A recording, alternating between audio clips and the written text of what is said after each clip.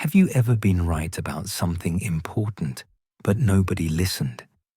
Now imagine being right about something that could save thousands of lives and still being dismissed. That's exactly what happened to John O'Neill. This isn't some conspiracy theory or Hollywood thriller.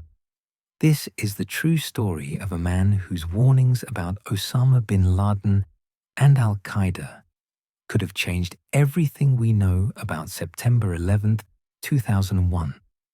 What makes this story even more chilling is that John O'Neill didn't die in some distant battlefield or government office. He died in the World Trade Center on 9/11, the very place he had warned would be attacked. Before we dive deeper into this incredible and tragic story, let me ask you something. How many times have you been right about something important, but nobody listened?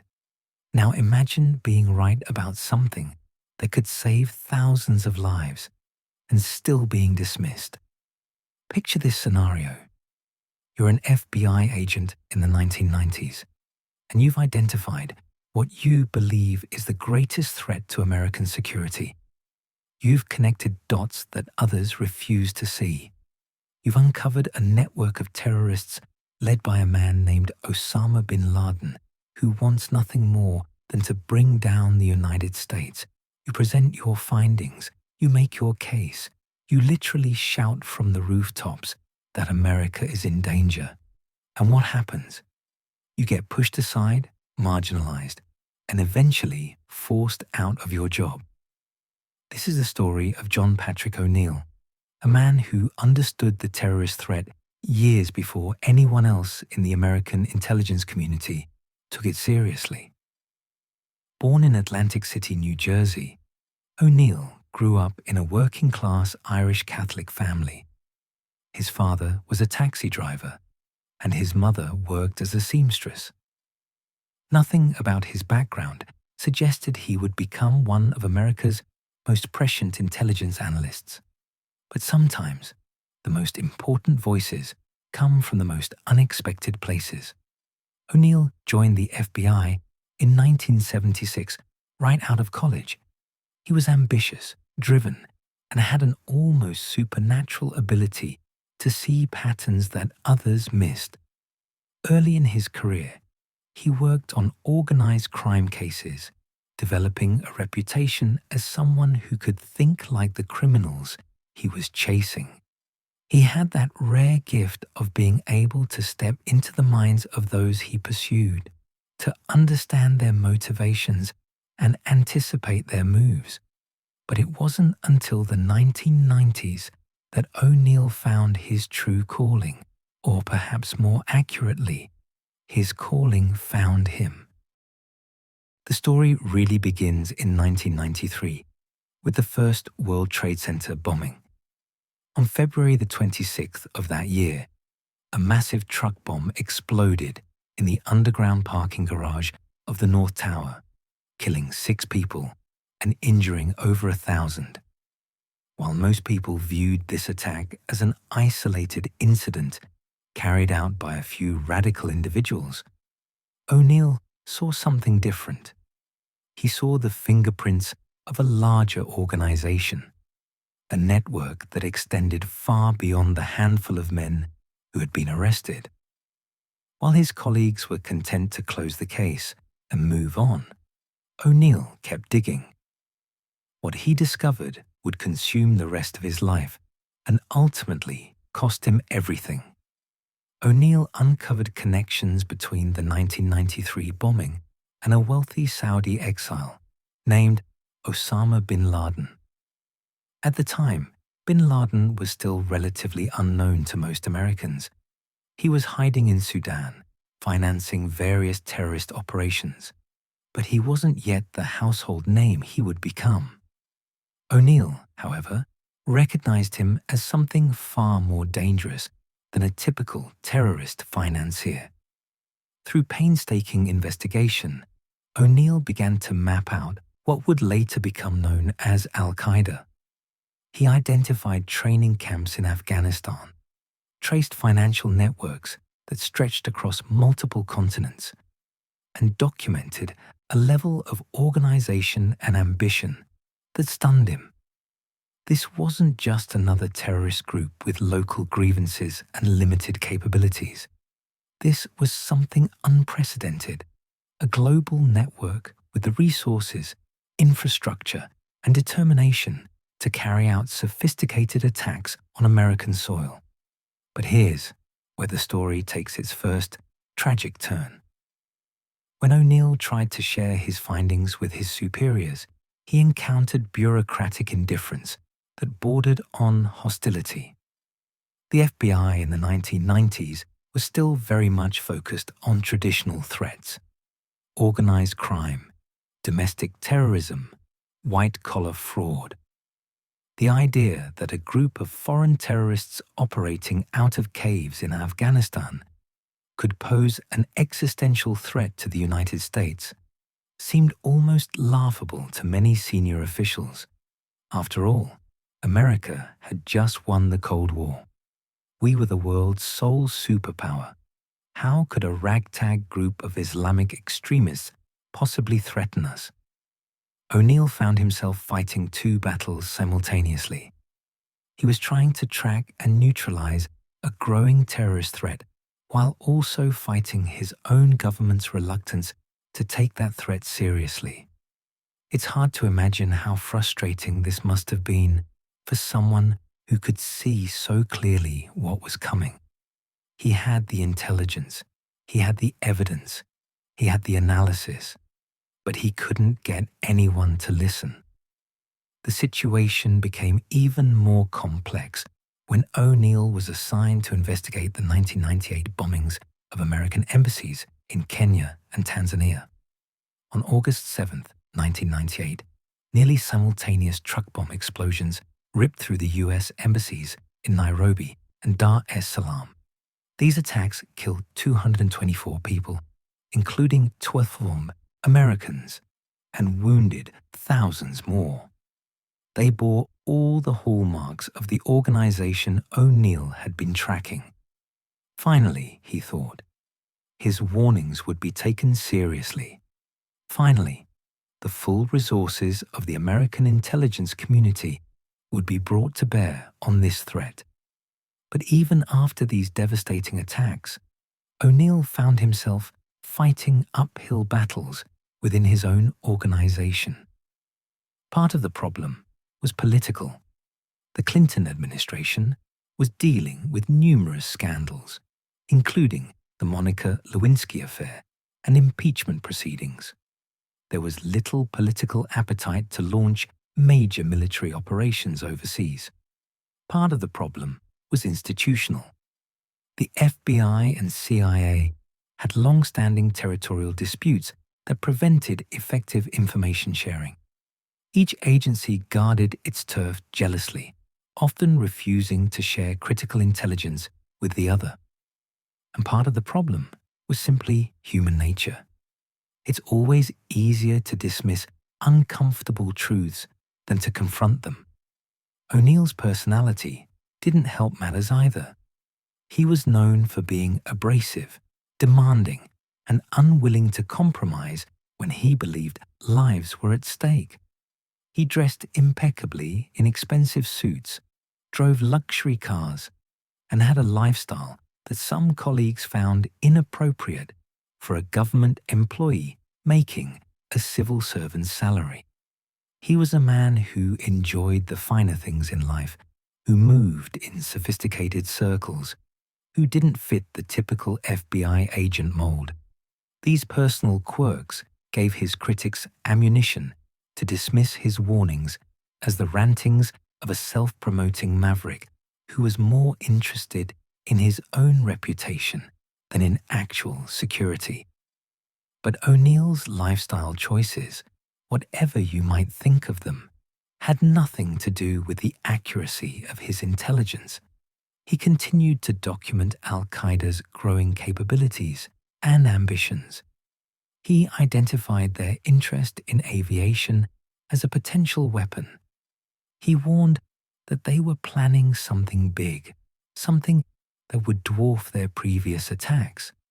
He even specifically warned that they might target the World Trade Center again, finishing what they had started in 1993.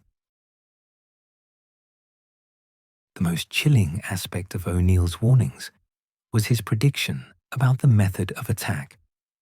As early as 1996, he was telling anyone who would listen that terrorists might try to use airplanes as weapons. This wasn't just a vague concern about general airline security. O'Neill had specific intelligence suggesting that Al-Qaeda was exploring the possibility of hijacking commercial aircraft and using them in suicide attacks. He had picked up chatter about pilot training, about interest in aviation schools, about reconnaissance of airport security procedures. Think about how prescient this was.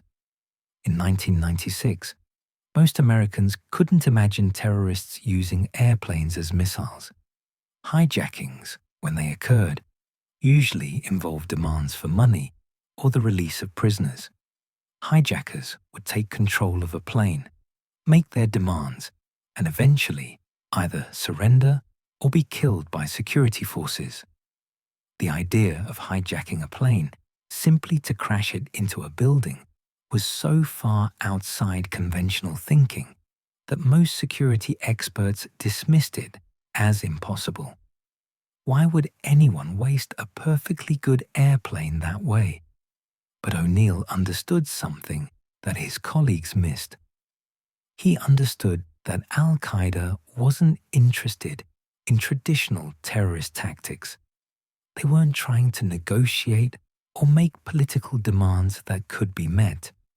They wanted to inflict maximum casualties and psychological damage on the American people.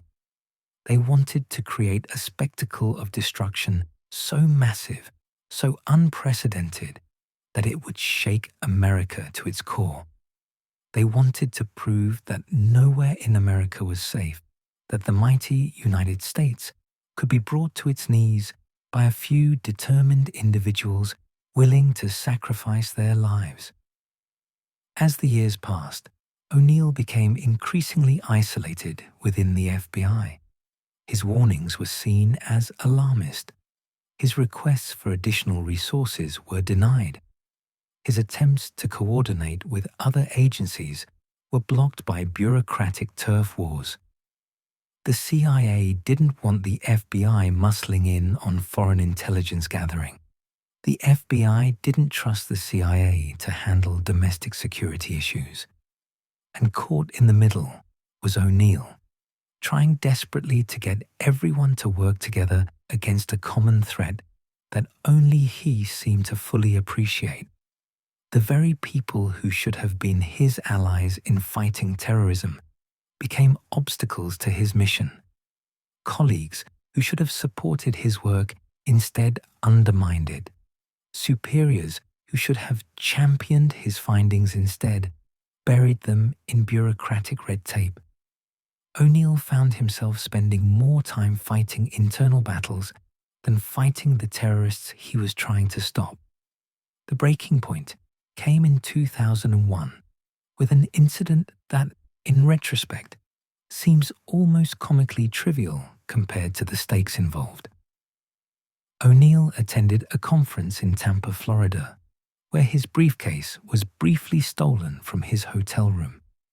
The briefcase contained classified documents, although it was recovered a few hours later, with the documents apparently unread. There was no evidence that any classified information had been compromised. Nevertheless, O'Neill was subjected to an internal investigation that dragged on for months. For a man who had dedicated his career to protecting America from terrorist attack, being investigated for a security breach that resulted in no actual compromise of classified information was the final insult. It was death by 1,000 cuts.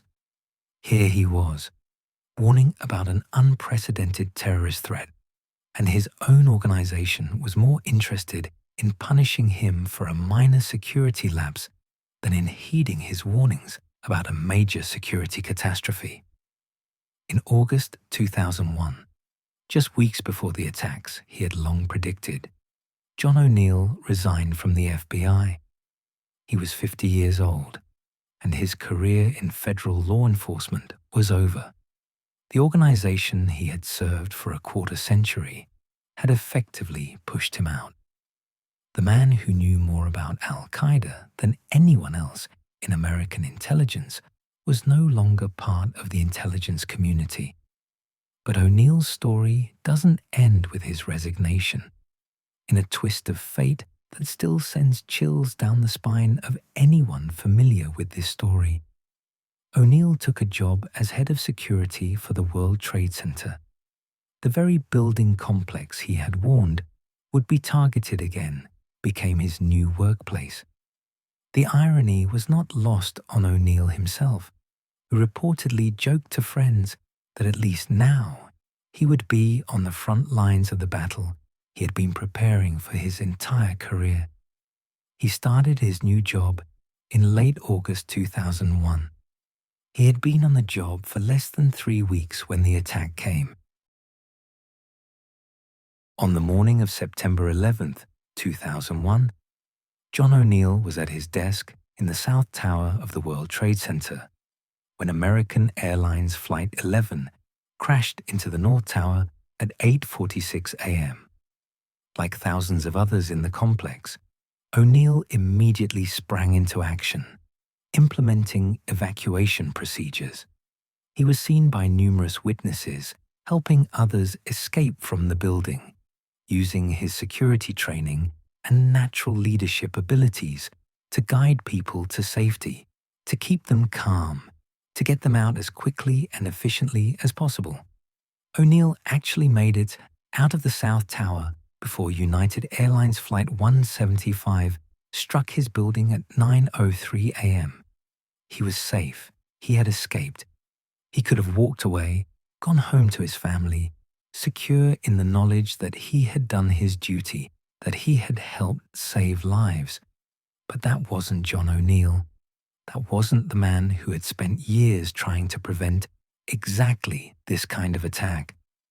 Witnesses reported seeing him going back into the building, presumably to help with rescue efforts. He knew the layout of the complex. He knew where people might be trapped. He knew that every second counted. So despite having just escaped with his own life, despite knowing better than anyone the danger he was in, John O'Neill went back in. He was last seen heading back into the South Tower approximately 30 minutes before it collapsed at 9:59 a.m. John O'Neill died in the attack he had spent years trying to prevent. The man who had warned America about Osama bin Laden, who had mapped out Al-Qaeda's organization and ambitions, who had specifically predicted that terrorists would use airplanes as weapons and target the World Trade Center, became a victim of his own prescience. He became one of the nearly 3,000 people who died that day, one of the names etched in bronze at the memorial, one of the faces in the countless photographs of the victims. But O'Neill's death wasn't just a personal tragedy. It was a symbol of everything that had gone wrong with America's approach to terrorism in the years leading up to 9/11. Here was a man with unparalleled knowledge of the threat, someone who had connected dots that others refused to see, someone who had warned repeatedly and specifically about what was coming. And instead of being listened to, he was marginalized, frustrated, and ultimately forced out of the very organization that should have been championing his work. In the aftermath of September 11th, as investigators began piecing together how such an attack could have been carried out, O'Neill's warnings took on a new and devastating significance. Suddenly, the man who had been dismissed as an alarmist looked like a prophet. the intelligence he had gathered, the connections he had identified, the warnings he had issued, all proved to be devastatingly accurate. Everything he had said would happen had happened, almost exactly as he had predicted. The 9/11 Commission, charged with investigating the attacks and identifying lessons learned, cited O'Neill's work extensively in their final report. They noted that he had identified virtually every element of the plot years before it was carried out. He had warned about al-Qaeda's presence in the United States. He had identified their interest in aviation. He had predicted they would target the World Trade Center again. He had even warned that they were planning something bigger and more devastating than their previous attacks. If anyone had been listening, if anyone had taken him seriously, things might have been very different. What makes O'Neill's story even more tragic is how preventable the whole thing might have been if his warnings had been heeded. We know from subsequent investigations that several of the 9/11 hijackers had been identified by various intelligence agencies before the attacks. Some were on watch lists. Some had been flagged for suspicious activities. Some had been in contact with known al-Qaeda operatives, but the information was never properly shared or acted upon. The very bureaucratic dysfunction that had frustrated O'Neill throughout his career ultimately enabled the attack he had tried so hard to prevent. The story of John O'Neill raises uncomfortable questions that remain relevant today. How often do organizations ignore or marginalize the very people who are trying to warn them about serious threats? How often does bureaucratic inertia or political convenience take precedence over genuine security concerns? How often are inconvenient truths dismissed simply because they don't fit our preconceptions or challenge our assumptions? These aren't just historical questions. Even today, there are probably people within various government agencies, corporations, and institutions who are trying to warn about emerging threats, only to be dismissed or ignored because their warnings don't fit conventional thinking or political priorities. The challenge for any organization is creating a culture where dissenting voices are heard and uncomfortable truths are confronted rather than suppressed. O'Neill's story also highlights the personal cost of being a truth teller in a world that often doesn't want to hear the truth. He sacrificed his career, his reputation, and ultimately his life in pursuit of what he believed was right. He could have kept quiet, played along with the bureaucratic game, avoided making waves, and enjoyed a comfortable retirement from government service. Instead, he chose to fight for what he believed in, even when that fight seemed hopeless, even when it cost him everything. Perhaps the most important lesson from John O'Neill's story is about the nature of security itself. Real security doesn't come from ignoring threats or hoping they'll go away. It doesn't come from dismissing warnings because they're uncomfortable or inconvenient.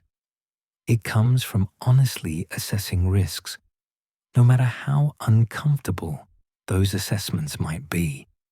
It comes from listening to people who see things differently, even when their perspectives challenge our assumptions and force us to confront difficult realities.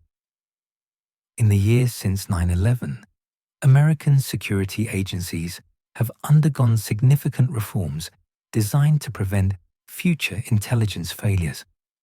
Information sharing has improved through the creation of new institutions and protocols. Bureaucratic barriers have been reduced.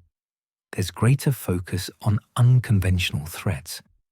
Counter-terrorism has become a priority in ways it never was before September 11th.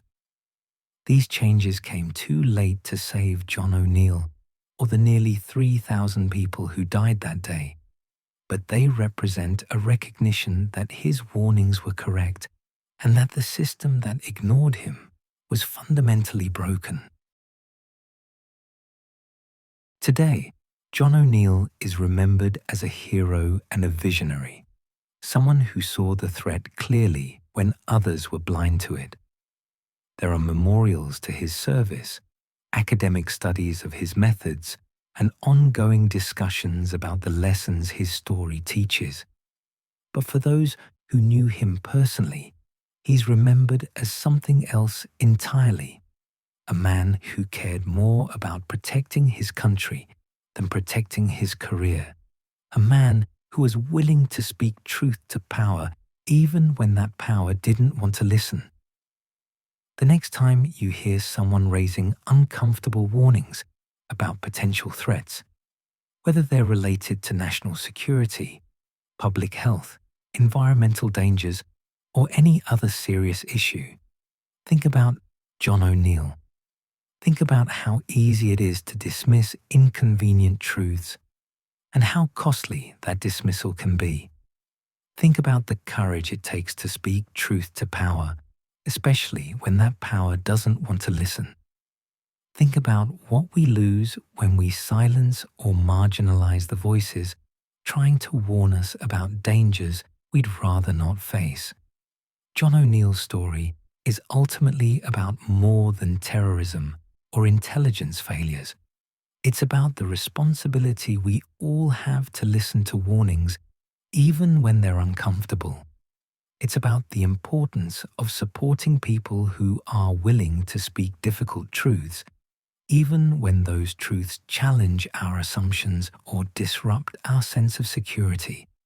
And it's about the tragic cost of ignoring those truths until it's too late, until the warnings have become reality and the opportunity to prevent disaster has passed. The man who tried to warn America about 9/11 gave everything he had to protect his country. He gave his career, his reputation, and finally his life. The least we can do is remember his warnings, honor his sacrifice, and make sure that we never again ignore someone who sees clearly what others refuse to see. Because the next John O'Neill might be speaking right now, trying to warn us about the next catastrophe, and whether we listen or dismiss them could make all the difference in the world.